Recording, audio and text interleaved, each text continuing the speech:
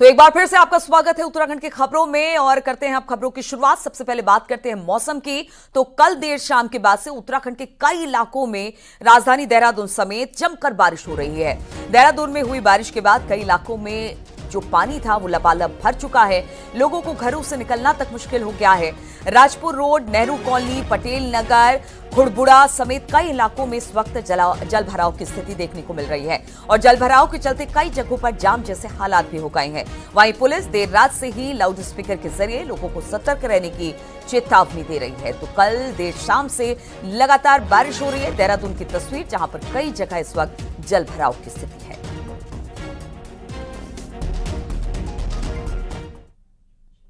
तो देर शाम से हो रही बारिश से देहरादून में नेहरू कॉलोनी इलाके में बरसाती नाले में एक स्कूटी सवार बह गया। सूचना पर पहुंची पुलिस स्कूटी सवार की इस वक्त तलाश कर रही है।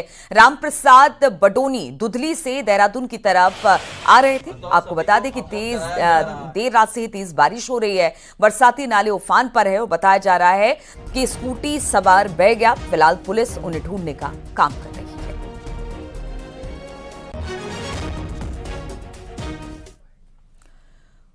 और देहरादून में हुई बारिश के बाद कई घरों में पानी घुस गया। राज्य सरकार में मंत्री गणेश जोशी के घर पर भी पानी घुस गया। गणेश जोशी के घर के अंदर पानी ही पानी नजर आ रहा है। मंत्री गणेश जोशी का घर तालाब बना नजर आ रहा है, जिसमें घर के ड्राइंग रूम और बेडरूम तक में पानी घुस गया और चारों तरफ सिर्फ पानी ही पानी दिखाई दे रहा है। तस्वीरें भी हम आपको दिखा रहे हैं। ये मंत्री जी का घर है, गणेश जोशी का घर है, जहां पर लगातार कल शाम से हो रही बारिश की वजह से पानी घुस गया। बारिश के बाद जलभराव की खबरें कई जगहों से आ रही है, साथ ही कई जगहों पर घरों में पानी घुसने की भी खबर है। और ये जो तस्वीरें आप देख रहे हैं गणेश जोशी के घर की है, जहां पर बहुत सारा पानी घुस गया है, जहां पर मंत्री जी के घर में बेडरूम से लेकर ड्राइंग रूम तक सिर्फ पानी ही पानी नजर आ रहा है।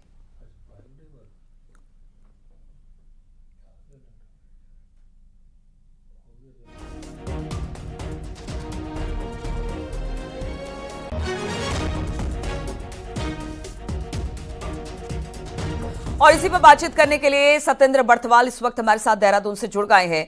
सत्येंद्र, बारिश कल शाम से लगातार हो रही है, वो कौन कौन से इलाके हैं जहां पर इस वक्त सबसे ज्यादा मुश्किलों का लोगों को सामना करना पड़ा है? क्योंकि तस्वीरें मंत्री जी के घर की हमने देखी कि किस तरह के उनके घर में भी पानी घुस गया, बल्कि उनका तो इलाका जो घर है पौष इलाके में है, तब ये हाल है। तो बाकी जगहों का क्या हाल है, जरा वो बताइए हमारे दर्शकों को।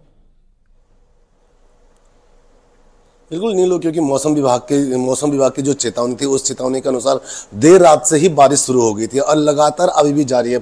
ये बारिश का जो आलम है ये पूरे प्रदेश में लगभग ऐसा ही है कि हर जगह बारिश ही बारिश देखने को मिल रही है। अगर हम मात्र देहरादून की बात करें तो देहरादून में देर रात से जो बारिश हुई है उसके बाद कई इलाके ऐसे हैं जहाँ जल भराव की स्थिति पैदा हो गई। अगर अभी नगर निगम की टीम से हमने जब बातचीत की तो उनका ये कहना है कि देहरादून में करीब 2 दर्जन से ज्यादा इलाके ऐसे हैं जहां पूरा जल भराव की स्थिति हो रही है और नगर निगम और प्रशासन की टीम वहां से पानी निकालने में तुली है, पानी निकालने में जुटी पड़ी है। क्योंकि अगर हम बात करें देहरादून में सबसे ज्यादा जो दिक्कतें हैं वो ड्रेनेज सिस्टम की है। ड्रेनेज सिस्टम स्मार्ट सिटी के द्वारा यहाँ पे तैयार तो किया गया, लेकिन वो सही तरीके से न चलने के कारण इस तरीके की स्थिति होती है कि हल्की बारिश से भी कई इलाकों में जल भराव की स्थिति हो जाती है। और सबसे ज्यादा जो दिक्कतें अगर हम बात करें तो राजपुर रोड, जो कि सबसे पॉज इलाका माना जाता है, वहां देर रात से ही बारिश के कारण लोगों के घरों में पानी घुस गया था। लोग पूरे घर से पानी निकाल रहे थे। अभी हमने जो तस्वीरें दिखाई मंत्री गणेश जोशी के घर की, कि वहां भी स्थितियां ये हैं। यानी आप देख सकते हैं कि जब जो पौज इलाके देहरादून में है वो वहां इस तरीके की स्थिति, तो जो नदी और नालों के किनारे जो इलाके हैं वहां क्या स्थिति होगी ये आप देख सकते हैं। क्या अब भी वहां पर बारिश हो रही है और मौसम विभाग क्या कह रहा है, कब तक इस तरह की स्थिति बनी रहेगी? बिल्कुल, मौसम विभाग के जो अलर्ट था वो आज तक था और अगर ये देखने को मिला कल देर शाम से बारिश शुरू हो गई थी और अभी भी जारी है। अगर हम देहरादून की बात करें तो देहरादून में अभी भी बारिश रुक रुक के जारी है। भले ही जो जिस तरीके से देर रात में जो तेज बारिश आई थी उस हिसाब से तो अभी नहीं है, लेकिन रुक रुक के बारिश अभी भी देहरादून में जारी है। ठीक है सत्येंद्र, बहुत बहुत शुक्रिया आपका जानकारी देने के लिए। तो लगातार देहरादून में बारिश हो रही है और बारिश से लोगों की मुश्किलें बढ़ गई हैं। उत्तरकाशी की बात करते हैं, जहां पर वरुणावत पर्वत पर एक बड़ा लैंडस्लाइड जोन एक्टिव हुआ है। उत्तरकाशी आपदा प्रबंधन ने ड्रोन कैमरे से भूस्खलन जोन की तस्वीरें ली हैं। वहीं एक टेक्निकल टीम भी इस क्षेत्र में सर्वे के लिए भेजी गई है। बीती रात वरुणावत पर्वत की तलहटी पर स्थित गुफियारा क्षेत्र में पहाड़ी से पत्थर गिरने लगे, जिसके बाद लोग डर की वजह से भागने लगे। वहीं जिला प्रशासन ने रात में मोर्चा संभाला और लोगों को सुरक्षित वहां से बाहर निकालने का भरोसा दिया। आपको बता दें कि साल 2003 में वरुणावत पर्वत से लगातार 1 महीने तक लैंडस्लाइड हुआ था, जिसकी वजह से कई घर और दुकान टूट गए थे। वहीं एक बार फिर लोगों के मन में वरुणावत पर्वत का डर पैदा हो गया है।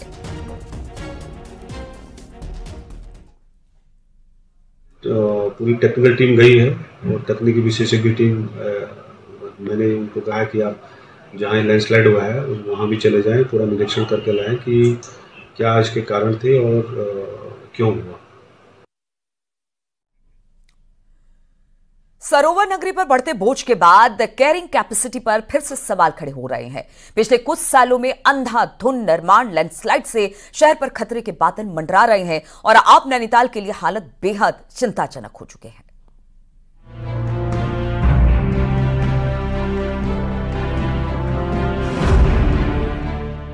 सरोवर नगरी नैनीताल का भविष्य खतरे में है, ये हम नहीं, भूवैज्ञानिकों की ताजा रिपोर्ट कह रही है। टिफिन टॉप में पहाड़ी गिरने से शहर हिल गया है और इससे बड़ा खतरा नैनीताल के चाइना पीक पहाड़ी के दरकने का बन रहा है। रिपोर्ट में मलबे के ऊपर बने मकानों पर भी खतरा बन रहा है, तो वहीं पर्यटकों की भीड़ और गाड़ियों का बढ़ता दबाव भी शहर को और खतरे में डाल रहा है। भूवैज्ञानिक नैनीताल शहर में प्रेशर को कम करने की सलाह देने के साथ ड्रेनेज सिस्टम को मजबूत करने और लैंडस्लाइड वाले इलाकों में ट्रीटमेंट को जरूरी बता रहे हैं। भाई पानी ही दुश्मन है। जो मलबा, जो डेबरी जिसके ऊपर मकान बने हैं, अगर वो सैचुरेटेड हो जाएगा डोमेस्टिक वाटर से या रेन वाटर से, तो समझ लीजिए आने वाले समय में और बड़ी त्रासदी हो सकती है। दरअसल 2009 के बाद नैनीताल शहर की कैरिंग कैपेसिटी खत्म हो गई और साल दर साल शहर के अलग अलग इलाकों में भूस्खलन होने के साथ अब नए जोन में कटाव से चिंता और बढ़ने लगी है। हालांकि नैनीताल के बलिया नाले में ट्रीटमेंट का काम चल रहा है, तो टिफिन टॉप और चाइना पीक के लिए लॉन्ग टर्म प्लानिंग हो रही है।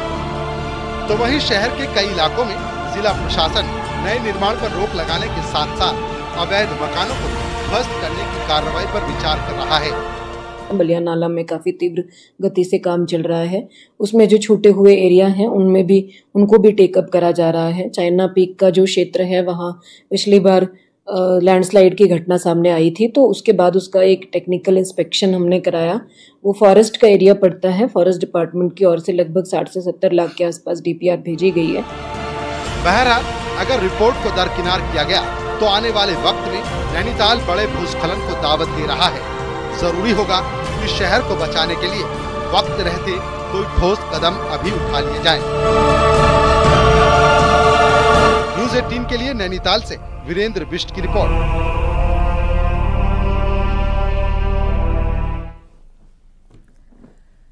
चमोली के ज्योतिर्मठ नगर में पिछले दिनों औली रोड पर दरार पड़ने के बाद प्रशासन एक्शन में आ गया। तहसील प्रशासन के द्वारा नगर क्षेत्र में किए जा रहे निर्माण कार्यों पर रोक लगा दी गई। ITBP में बन रही बिल्डिंग पर रोक लगा दी गई है। साथ ही तहसील प्रशासन का कहना है कि जो भी निर्माण कार्य करेगा तो कार्रवाई की जाएगी। आपको बता दें कि जनवरी 2023 में ज्योतिर्मठ क्षेत्र में दरार पड़ने के बाद वैज्ञानिकों ने ज्योतिर्मठ नगर में बड़े निर्माण पर रोक लगाने की सलाह दी थी।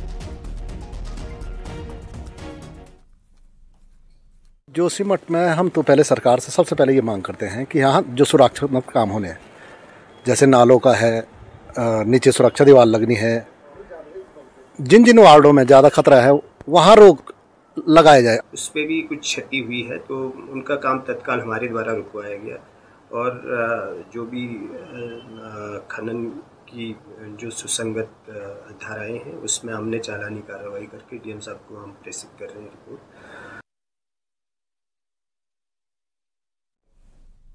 और इसी पर बातचीत करने के लिए नितिन सेमवाल इस वक्त हमारे साथ जुड़ गए हैं। नितिन, जबकि ज्योतिर्मठ में मना किया गया है कि कोई बड़ा निर्माण नहीं होगा, लेकिन ITBP के बताए जा रहे कई होटलों का निर्माण शुरू हो चुका है, तो क्या प्रशासन इसे देख नहीं रहा है या फिर उनकी आंख के नीचे ही ये सब कुछ हो रहा है?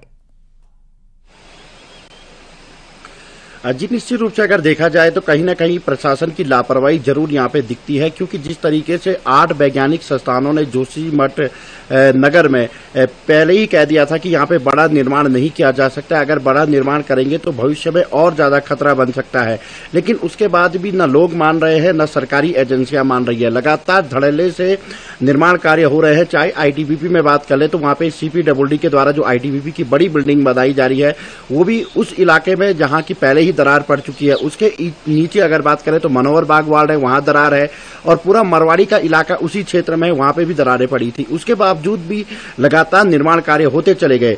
अगर वहाँ पे रोड नहीं धंसती जो औली को जोड़ने वाली है तो ये धड़ल्ले से निर्माण कार्य चलता रहता, और जब औली रोड पर दरार पड़ी तो लोगों ने इस पर सवाल खड़े किए, तो उसके बाद प्रशासन नींद से जागा और अब वहां पे निर्माण कार्य को रोक दिया गया है। इसके अलावा अब क्षेत्र में जितने भी निर्माण कार्य किए जा रहे हैं, जो बड़े निर्माण कार्य यानी कि पक्के निर्माण कार्य हो रहे हैं, उन पर कार्रवाई करने की बात की जा रही है, लेकिन ये पिछले 2 वर्ष से ये जो कार्रवाई है ये हो रही है, लेकिन धरातल पर कुछ भी दिखता हुआ नजर नहीं आ रहा है, बल्कि लगातार निर्माण कार्य होते चले जा रहे हैं। ऐसे में कहीं ना कहीं जो लोकल लोग यहाँ के हैं वो भी लापरवाही कर रहे हैं कि पक्के मकान खड़े कर दे रहे हैं। ऐसे में आने वाले भविष्य में एक बार फिर से लोगों को दरार जैसी घटनाओं से जूझना भी पड़ सकता है। जी बिल्कुल नितिन, समझना होगा लोगों को कि किस तरह से अगर वहां पर मना किया गया है तो फिर वहां पर पक्के निर्माण ना होने पाए, और साथ ही साथ जो सरकारी जो कंपनीज हैं उनको भी इस बारे में सोचने की जरूरत है। बहुत बहुत शुक्रिया आपका जानकारी देने के लिए। उत्तराखंड लोक सेवा आयोग ने PCS 2021 का फाइनल रिजल्ट घोषित कर दिया, जिसमें सितारगंज के आशीष जोशी टॉपर बने हैं, जबकि अल्मोड़ा के वैभव कंडपाल दूसरे और हल्द्वानी के पंकज भट्ट तीसरे स्थान पर रहे। एग्जाम में 10 डिप्टी कलेक्टर, 10 DSP समेत कुल 311 कैंडिडेट अधिकारी बने हैं। उत्तराखंड के कुल 36 विभागों को नए अधिकारी मिले हैं। PCS का बहुप्रतीक्षित रिजल्ट जारी हो चुका है और टॉप 3 पोजीशन पर लड़कों ने बाजी मारी है।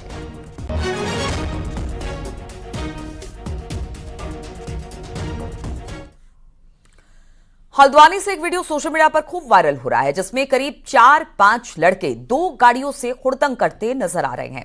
वीडियो मंगलवार रात का है। दरअसल हल्द्वानी पुलिस को एक महिला की तरफ से शिकायत की गई। महिला मुखानी इलाके से गुजर रही थी। इसी दौरान 2 अलग अलग कारों में सवार हुड़दंगी लड़कों ने उनकी कार के आसपास अजीब सी हरकतें करनी शुरू कर दी। यही नहीं, कमेंट भी पास किया। महिला ने लड़कों की इस अजीबोगरीब हरकतों को वीडियो में कैद कर लिया, जिसे पुलिस ने बारीकी से मॉनिटर किया। इसके आधार पर पुलिस ने केस दर्ज किया और 5 लड़कों को एक कार के साथ गिरफ्तार कर लिया, जबकि वीडियो में दिखाई दे रही स्कॉर्पियो कार की तलाश है, जिसमें सवार लड़कों की तलाश इस वक्त जारी है।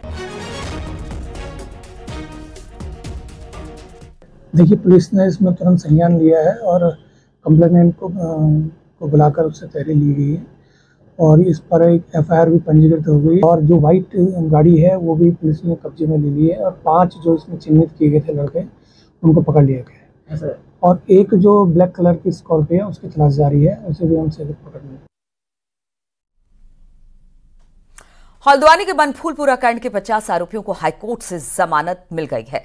कोर्ट ने 90 दिन में चार्जशीट दाखिल नहीं होने के चलते उनके बाद के समय को असंवैधानिक माना है। सभी आरोपियों ने निचली अदालत के 12 मई के आदेश को चुनौती दी थी। निचली अदालत ने सभी आरोपियों की जमानत याचिका खारिज कर दी थी और डिफॉल्ट बेल देने से भी इनकार कर दिया था। हालांकि सरकार ने कोर्ट को बताया कि अतिरिक्त समय जो लगा उसमें उनके खिलाफ CCTV के record, petrol bomb, medical report एकत्र करनी थी और जांच भी की जानी थी, इसलिए समय लगा, लेकिन कोर्ट ने इसे नहीं माना।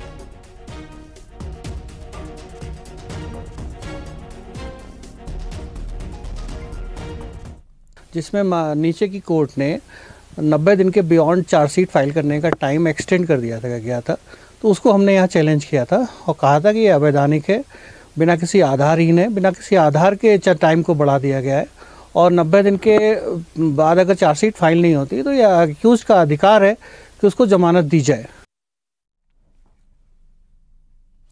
रुद्रपुर में मासूम बच्चों का यौन शोषण करने वाले मौलवी पर पुलिस ने बड़े खुलासे किए हैं।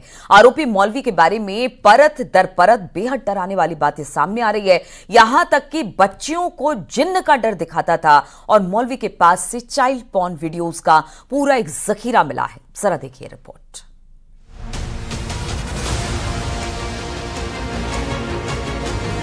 उधम सिंह नगर के मलसी गांव की इस मस्जिद में उर्दू और इस्लाम की पढ़ाई करने आने वाली छोटी मासूम बच्चियों के लिए पिछले 2 महीने बेहद खौफनाक थे, क्योंकि पुलिस की गिरफ्त में मौजूद ये मौलवी पूछताछ में एक एक कर कई राज खोल रहा है जो हैरान करने वाले हैं।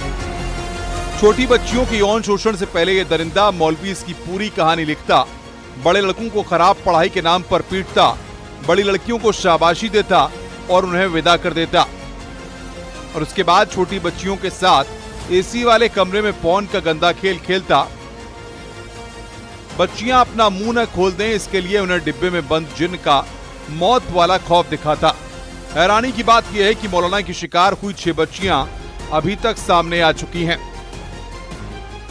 हैरतन चीज ये है ना, तो इन बच्चियों को ये डराता था कि अगर तुम लोगों ने ये बात ना तुम्हारे मम्मी पापा को बोलोगे तो मेरे पास डब्बे में जिन होता है, मैं डब्बे में से जिन निकाल के वो जिन जो है तुम्हारे मम्मी पापा को जान से मार देगा, तुम्हारा मम्मी पापा मर जाएंगे। तो वो बच्चे हैं, वो डर जाते थे। तो कहीं ना कहीं वो एक पहली लड़की जब बोल दी तो उसकी माँ ने उसकी ग्रेविटी समझ ली और तत्काल यहाँ पर हमारे पास आ गई।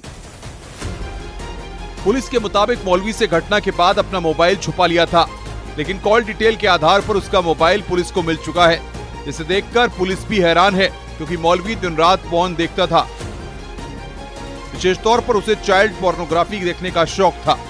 उसकी मोबाइल चैट हिस्ट्री ने उसके इस गंदे शौक का पूरा खुलासा कर डाला है।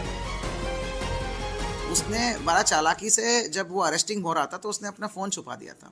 तो पीसीआर के दौरान हमें उस मौलवी का फोन बरामद किया है और आप हैरान हो जाओगे कि उसकी फ़ोन में भर भर के पोर्नोग्राफी का कंटेंट मिला है और ब्राउजिंग हिस्ट्री में पुराने डेटों में कब क्या क्या पोर्न साइट्स एक्सेस किया है उसकी पूरी भंडार मिल चुका है। वाकई पुलिस को मिल रही जानकारी बेहद चौंकाने वाली है। यही वजह है कि उधम सिंह नगर के पुलिस कप्तान ने पूरे मामले की जांच के लिए SIT बना दी है, जो मौलाना के हर काले पन्ने से पर्दा उठाएगी, ताकि फिर कोई मौलाना धर्म और शिक्षा के नाम पर मासूम बच्चियों से न खेल सके। उधम सिंह नगर से न्यूज़ 18 के लिए शैलेंद्र नेगी की रिपोर्ट।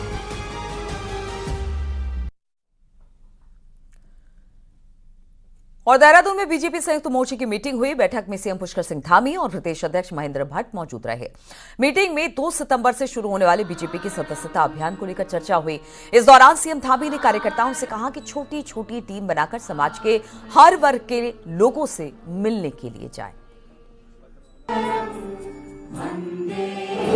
ये संगठन पर्व हमारा 3 साल के बाद होता है और हम सब लोगों के लिए एक बड़ा अवसर होता है कि हम जन जन तक पहुँचें, समाज के अंतिम छोर तक पहुँचें और हमारा प्रदेश के सभी पदाधिकारी, सभी कार्यकर्ता बड़े जोर शोर से इस अभियान को आगे बढ़ाएंगे और 2 तारीख को राष्ट्रीय स्तर पर ये अभियान प्रारंभ होगा।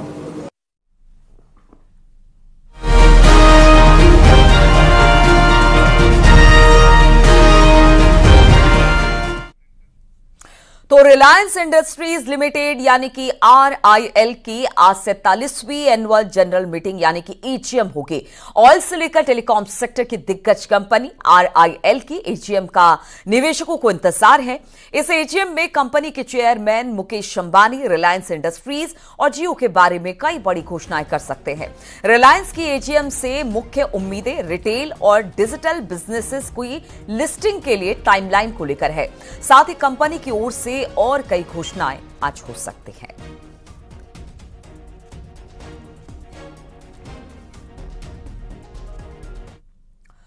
और भारतीय प्रतिस्पर्धा आयोग यानी कि CCI ने रिलायंस डिज्नी के बीच 70,350 करोड़ रुपए की मर्जर डील को मंजूरी दे दी है। 28 फरवरी को हुए समझौते की शर्तों के अनुसार वायकॉम 18 के संचालन को स्टार इंडिया प्राइवेट लिमिटेड के साथ विलय कर दिया जाएगा। 70,350 करोड़ रुपए के मूल्य वाले जॉइंट वेंचर में रिलायंस इंडस्ट्रीज लिमिटेड यानी कि RIL अपनी ग्रोथ स्ट्रेटेजी के तहत 11,500 करोड़ रुपए का निवेश करेगा।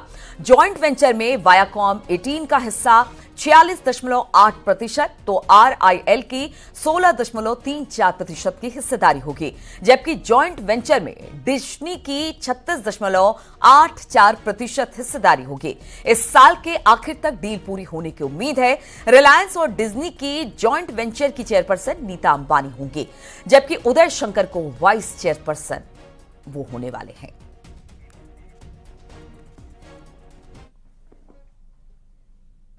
और अब देख लेते हैं पहाड़ टॉप 10। चमोली में बद्रीनाथ हाईवे पर दो गाड़ियों की आपस में टक्कर हो गई, जिसमें एक गाड़ी में आग लग गई, जिसे स्थानीय लोगों ने तुरंत बुझा दिया। रामनगर में बीजेपी ने सदस्यता अभियान को लेकर एक वर्कशॉप आयोजित किया, जिसमें कार्यकर्ताओं को नए सदस्य जोड़ने के तरीके के बारे में समझाया गया।